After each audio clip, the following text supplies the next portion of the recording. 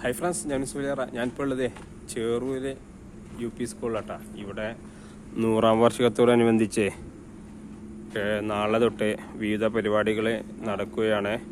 അതിൻ്റെ ഭാഗമായിട്ടുള്ള മലപ്പുറം ജില്ലാ ട്രോമാ കെയറിൻ്റെ സ്റ്റാളാണ് ഈ കാണുന്നത്.